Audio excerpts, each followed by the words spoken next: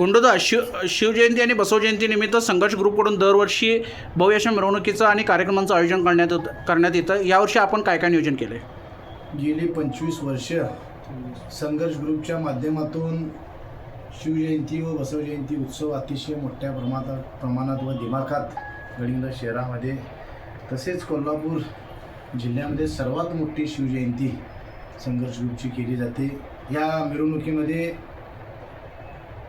आपलं आराध्य दैवत छत्रपती शिवाजी महाराजांची 21 फुटाची मूर्ती ही आकर्षक मूर्ती आहे. त्याच पद्धतीनं शिवतांडव हरियाणाचं जे नृत्य आहे ते ह्या मिरवणुकीचं प्रमुख आकर्षण असणार आहे. त्याच पद्धतीनं देव माणूसमधील ज्यांनी डिंपलची भूमिका घेतली ती अस्मिता देशमुख अभिनेत्री ही या मिरवणुकीचे खास आकर्षण असणार आहे.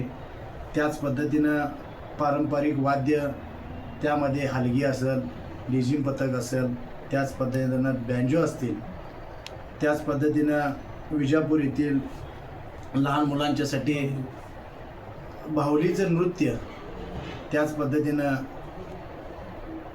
साऊंड सिस्टीम असेल, लाईट इफेक्ट असेल, अशा विविध उपक्रमांनी हा गडिंग्लज शहरामध्ये 19 तारखेला सायंकाळी 4 वाजता मधुसृष्टी विद्यालय येथे या मिरवणुकीचं आगमन होणार आहे.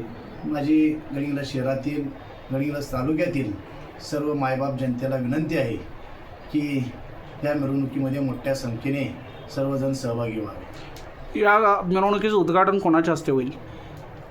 या मिरवणुकीचं उद्घाटन या राज्याचे वैद्यकीय शिक्षण मंत्री, या विभागाचे लोकप्रिय आमदार ज्यांना या विभागाचं पालकत्व म्हटलं जातं ते आदरणीय आमचे नेते, आमचं दैवत आदरणीय मुश्रीफ साहेब या मिरवणुकीचं उद्घाटन करणार आहेत. या मिरवणुकीची वेळ?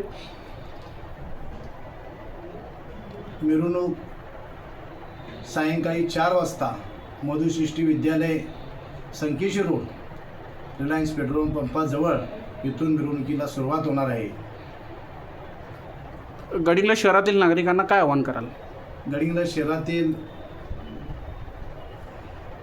गेली 20-25 वर्ष गडिंग्लज शहरातील जनतेनं संघर्ष ग्रुपवर ज्या विश्वासानं दहीहंडी असेल, नवरात्र उत्सव असेल, त्याच पद्धतीनं मोठ्या उत्साहामध्ये दिमागामध्ये शिवजयंती उत्सव असेल,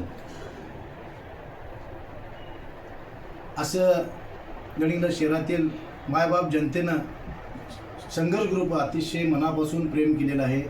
आणि गेली 20-25 वर्ष लोकवर्गणीतून लोकसहभागातून आम्ही हा उत्सव साजरा करतो आहे.